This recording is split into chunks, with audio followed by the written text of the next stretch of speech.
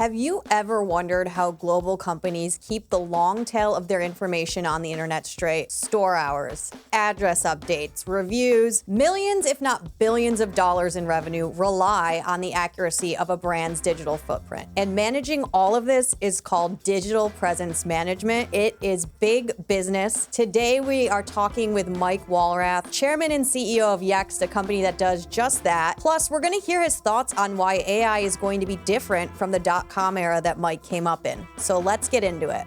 We have Mike Walrath here, who's the CEO and chairman of Yext. Mike, welcome to After Earnings. Katie, thanks for having me. It's great to have you here today. We got a lot of questions for you, but first to level set for our audience, what is Yext? What do you guys do? Where do you fit in the internet ecosystem? Sure. Well, again, thanks for having me on. Yext is a digital presence platform. We help large enterprises and brands to manage the digital presence of their various stores, advisors, agents. Typically, everything that we do has some form of a geographical location-based bend to it. We have a suite of products that enable brands to manage from a data element and then distribute the data around all of their various properties, which in a generative AI world is going to be one of the most important fundamental things that brands can do. Yeah, and I want to underline this for our listeners. It almost seems like what you do is something that you notice it when someone's not doing it, right? Like if you're going to look up a store, the address is wrong, you show Correct. up. Or Yep. if, there's a series of like horrible reviews at the top and no responses. It's sort of like it's proactive, but it's also defensive at the same time.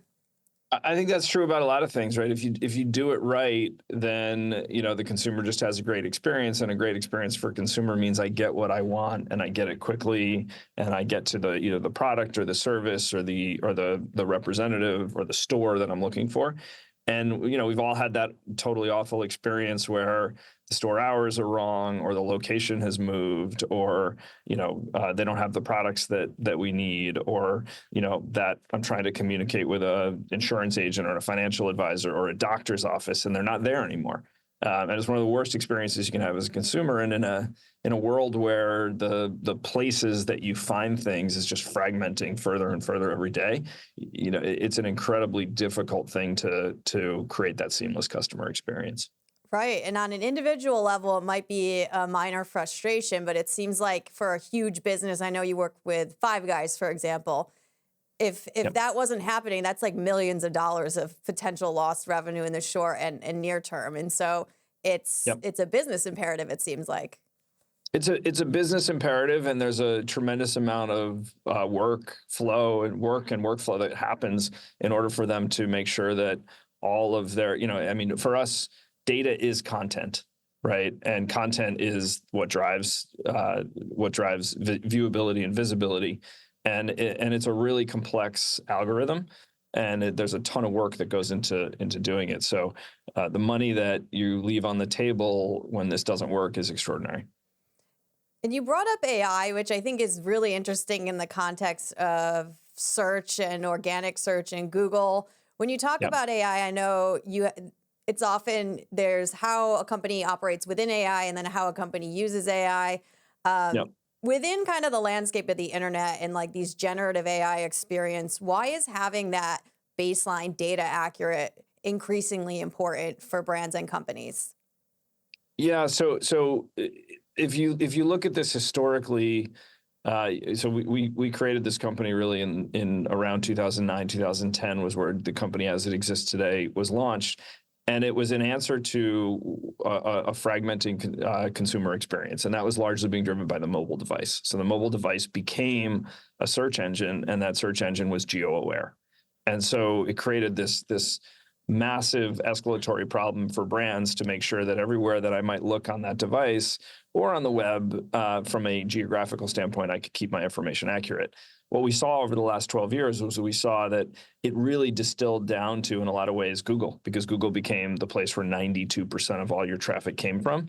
And so we wrongly assumed that as long as your information was correct on Google, or a lot of folks that was going to work. What we're seeing now is we're seeing a refragmentation. So generative AI is bringing about a whole new way of asking questions and getting answers. And it's a different paradigm. And we've already started to see that Google search share is beginning to erode. And I think, anyone paying attention sees that that's likely to continue. I think one of the founders, Larry Page, I think is on the record saying we'll bankrupt the company if we have to be a leader in AI. So whatever happens, the whole consumer search experience, consumer looking for information, is about to go through a massive refragmentation. And OpenAI, Search GPT, ChatGPT, Bing, Perplexity, countless others are going to chase this. And it's going to make that the data problem that underlies giving accurate answers through these AI experiences much harder. Right. So the underlying capabilities of these LLMs is tying to the accuracy of the data. And you're saying that original source of the data needs to be accurate so that wherever people are having these generative AI experiences, it's going to be accurate in real time. Yeah, it's really interesting. If you go to ChatGPT or Search GPT and you ask it a question like, "Where's the best hamburger, in New York City?" It's going to give you an answer, and then you can ask it, "Where did you get this information from?" And you'll be shocked at all the varying places that the information's actually coming from. And we all saw when these large language model experiences first came out, they were incredibly inaccurate. There was, the language was amazing, it was a magic trick, but like the answers were just made up. And so they're advancing really quickly toward giving accurate answers. And the way they're doing that, it's a little different. Some of them are plugging directly into other data sources. Some of them have their own search indexes. Obviously, Google, Bing, Apple, and has just launched a partnership with ChatGPT. So they're all figuring out ways to receive and deliver information using LLMs. But the underlying core authoritative data of any given business or entity or individual needs to be provided as well. Yeah, and I want to turn to some news that broke this week that's getting a little buzz, and that's Klarna's decision to cut some of their huge SaaS partners and try to build in-house. And I'm always curious, people who are in the SaaS space, like, what do you make of that? Is that a bad omen, or do you think this is sort of a one-off thing that one company is going to try? Yeah, look, I think we'll see, right? I think it's an aggressive approach, and I think we've all had frustration with software vendors over time, and I think there's a wave. There's clearly a consolidation thing happening, and folks have probably overbought in a lot of ways, and so this is no secret. Software is having a difficult time now because the core enterprise is trying to digest all the software they bought, and we're doing as a company too. We're looking at the hundreds of software packages that we use. And we're figuring out how many of these do we need, because they take time and resources to manage. So I think it'll be really interesting to watch and see how this goes with Klarna. I haven't heard of anyone else who's thinking about abandoning these platforms. In a lot of ways, there's core data in these platforms that building them yourselves, I'm not sure that's the most efficient way, but it'll be interesting to watch for sure. Yeah, you feel for those engineers getting pulled off the core product to go build a Salesforce competitor. Yeah, I think it's a fair way to state it is how, everything, and I happen to be a kind of capital allocation zealot. And so like, if we decide to build all this stuff ourselves, what are we not delivering to our customers in the core product? The consolidation, it seems like there's a few things at play, and it feels like a lot of SaaS companies feel like the needs of their clients are evolving, and so they're needing to expand beyond what they originally set out to do. I know you guys have e-commerce tools, things like that, and I'm curious how you think about broadening the suite of products you offer to have more value to your customers without trying to be everything to everyone. And that seems like a difficult balance to strike.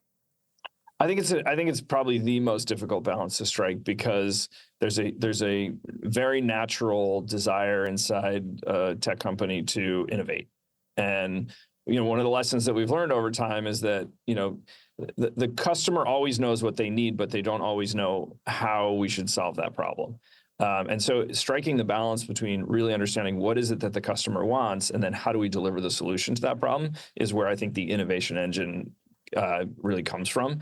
And if the pendulum swings too far to one direction, in the case of our company, it did. I think we swung too far to stuff that we really wanted to build, that didn't necessarily match up with stuff that our customers wanted. So you have to find this balance, and the best way to do it is to ask your customers constantly, is our roadmap matching up with what you're going to need? Because they'll tell you if it's not, and that's how you hit these air pockets in growth if you get that wrong. And I'm curious, who is the buyer of Yext at these enterprise companies? Is it the marketing head? Is it IT? Does it depend? It depends a little bit. I think it's typically our first buyer at this point is the CMO or someone in the CMO's organization, but there's almost always IT involvement in the decision as well, because you're talking about kind of core marketing technology stack. And so we have to get really good at articulating business value, but then also making sure that we can pass all the IT, security, regulation, compliance checks. And our largest verticals are healthcare and financial services, which are highly regulated, highly compliance-oriented businesses. And so we do a lot of co-selling across different functions inside the organization, which makes the sales cycles longer and more difficult. But obviously, once you're in, you're stickier, which is good. And you guys recently reported some earnings. Give us a quick breakdown. What did you share? Where are the points of progress, and where are the areas you're focused on in the remainder of this year and into 2025? Sure. Yeah, we reported our earnings last week. I think we had a really strong quarter. I think it's tough out there, and we've talked about this a lot, particularly in software, because the enterprise is trying to digest all of the digital transformation software that they've bought over the last 10 or 12 years and really figure out where do these pieces work together. So part of what we've been very focused on and talking a lot about is that we believe that our customers want more breadth in their platforms. They want an underlying data platform that's going to enable them to use generative AI and other AI features and functionality in their business. And at the same time, we think that that's probably going to take longer than most have assumed. And so, I find it to be an incredibly interesting time to be executing in the software space, because great execution will be rewarded in this environment, and nobody knows when AI becomes a tailwind in a meaningful way for software. But and I refuse to make predictions on when that will happen, other than it's not happening right now. And you were at the ground level of a similar wave, being the early ad tech, internet marketing space, late, mid 2000s. Does this sort of feel the same as that time when things were really ramping up? There was a lot of hype, but it hadn't really taken off in the way that it did after that.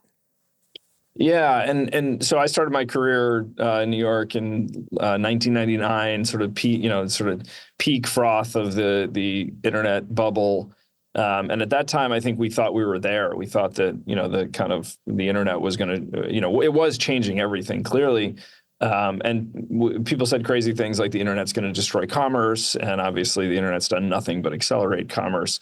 But what's amazing about it is that these time frames, like in 1999, we were sure we were there, and then it wasn't for another like 5 to 10 years before the internet really felt mature and like the paradigm shift had happened. So I have a lot of confidence, and I talked about the mobile revolution in 2010 that was like a similar drove a similar adoption change. I think generative AI is very similar. We know it's going to change everything.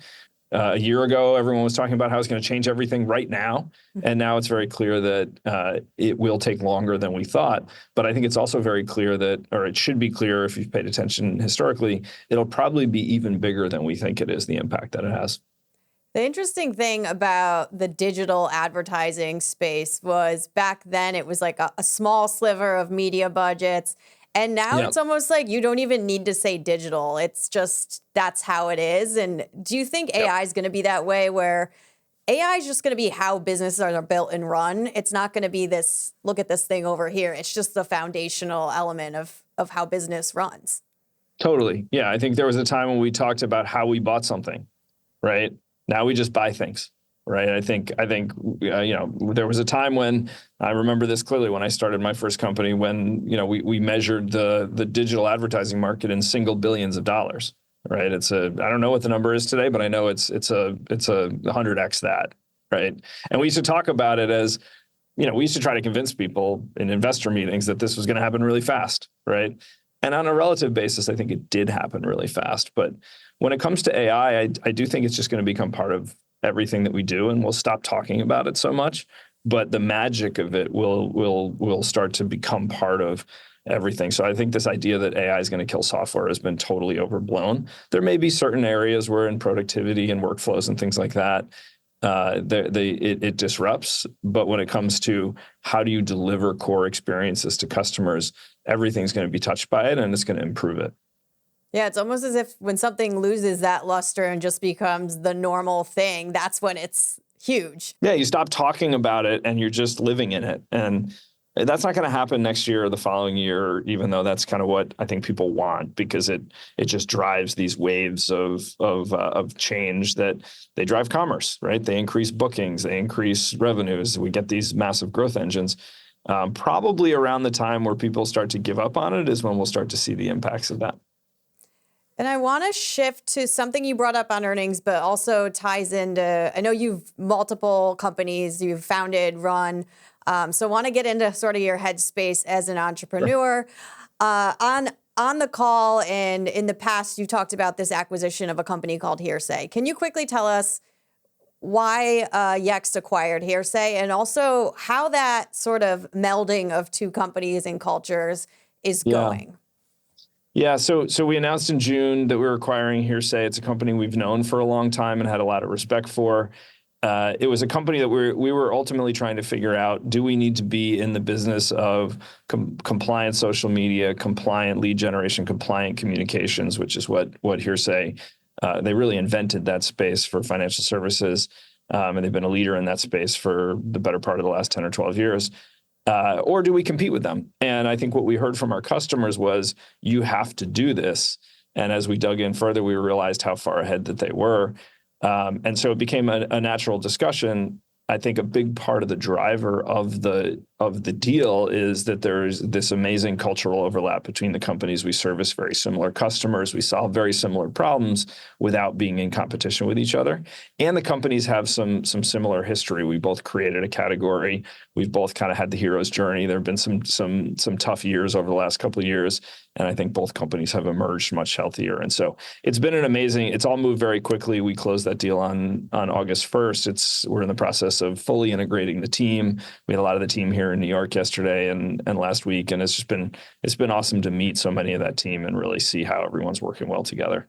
Your previous company, Right Media, really pioneered digital ad exchanges. And as we were talking about earlier, these are the underpinnings of the internet that we don't see the pipes as a consumer. We just see the ads. We see how things are appearing to us on the screen. And I want to talk about the growth of that business. I know you're acquired by Yahoo.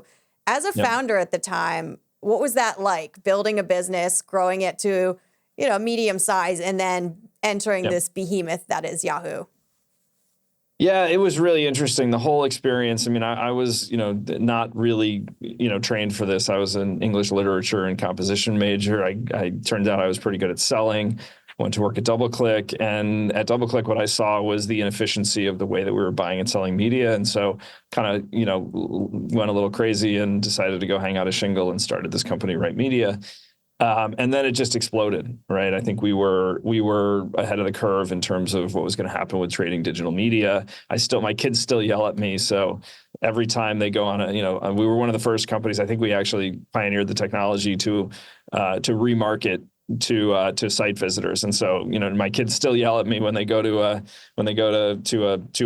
a shoe site, and then they get followed around by ads from that site. And so there are always things that last even beyond the lifespan of a company. The end of that, working at Yahoo for 2.5 years in a lot of ways was this incredible gift, because I had never learned how to really operate at scale. And so suddenly being thrust into an environment where I was running the global ad marketplaces there and had thousands of people on the team and had to figure out how to manage a global team and things like that turned out to be a great training ground for what I'm doing today, 12 years later, running a global public company. So the whole journey has been unbelievable, unexpected, and just awesome. By the way, for people listening, remarketing is huge. That was such a game changer. And I think we notice it, but it almost feels like over time, you don't like it until you like it. I wander on a page and, I get distracted, and then boom, it's right there. And then everywhere you go, it's there. And I mean, it does have a little bit of that. Like, and back then, I mean, you're talking about in 2005, 2006, there was definitely a little bit of a creep factor to it. Yeah. People become very accustomed to it. But my kids do yell at me about it. I mean, the internet overall back then, I was like an 11-year-old in chat rooms on AOL doing God knows what. So it was the Wild West. There you go. And now all of these things are normalized. And on that note, I'm curious, what do you make of the whole cookie debate that's going on? I know Google backtracked in their plans to deprecate the cookie. I guess quickly tell people what a cookie is, because some people maybe just see the pop-up box and then they're like, yes or no. And what's your opinion on all that? Yeah, so it's interesting. So this was a huge thing when we built Right Media, because it was the sort of foundational to the way that media was bought and sold, and the ability to anonymously attach browsing history and other things to this cookie file, which is really just a file that sits in the browser. And so it was super foundational to the idea of all these concepts, real-time bidding and remarketing and all these things.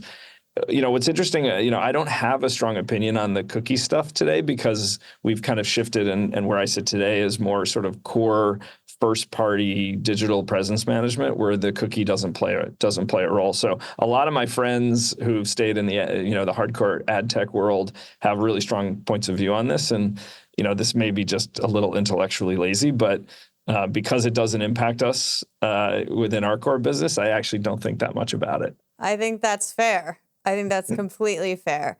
I want to ask you, in researching for the show, I think I saw that you're a filmmaker. Is that accurate? Well, that would be wildly overstating my contribution. Okay. What is your contribution to film? Tell us a little bit about that. Someone who I grew up with, a very close friend of mine, went to high school with.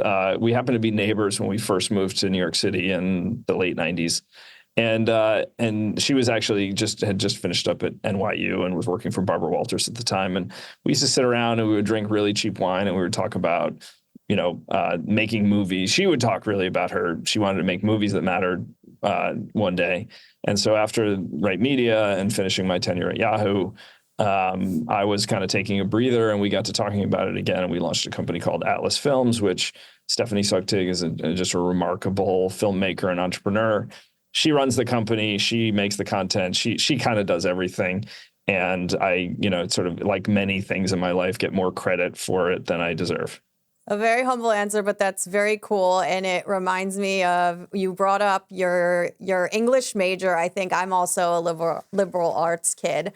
And I know there's a lot of discussion on like, oh, it's a waste of money. But I'm always saying like what I learned on that path was not core business principles, but sort of how to think. And I'm curious, for you giving advice to future generations, would you recommend that path? Do you regret it now being where you are? Or do you think that was ultimately something that perhaps gave you an advantage and led to your success today? Yeah, So I've been involved in some of the university level higher ed. I've sat on a university board. I think it's it's kind of a hot button question today. What I go back to is that I had a great experience. It opened my mind in a lot of ways. I took courses that were interesting to me. So I had a English literature and composition major and a Russian literature minor. What I would do differently if I could go back is University of Richmond, where I went to school, had one of the best undergraduate business schools in the country, and I quite literally never set foot in the building. And so I would have, if I could go advise, that 18, 19, 20-year-old, it would be just walk into that building and take a couple of classes, understand how this world works, because I really had no understanding of how any of it worked until I got into it. But I also think everyone's on their own journey. And I think, I say all the time is, if one of my kids didn't want to go to college, I would be fine with that if they had a plan, right? The only plan you can't have is I'm going to do nothing. And so I think we all have to find our own paths and our own journey. And mine's been a little unorthodox, but I think a lot of them have. Love that. I similarly went to a school that has a good business program. I was at Notre Dame, and I maybe walked in Oh the yeah. building once to like meet a friend. And now I'm like, oh, I should have probably maybe took an accounting class. But we all get to where we're going, no matter what. That's So it. it all works Well, out. all you have to do, if you want to understand accounting, you just ask ChatGPT. It'll tell you all about accounting. Yeah, I mean, it is wild now, the opportunities for just self-development using these tools. It's actually incredible. So that's Yeah. also a good nugget for our listeners. There you go. All right, Mike Walrath, CEO and chairman of Yext, thank you so much for joining us today, sharing insights into your company and your career. We really appreciate it. Well, thanks for having me, Katie. It was great.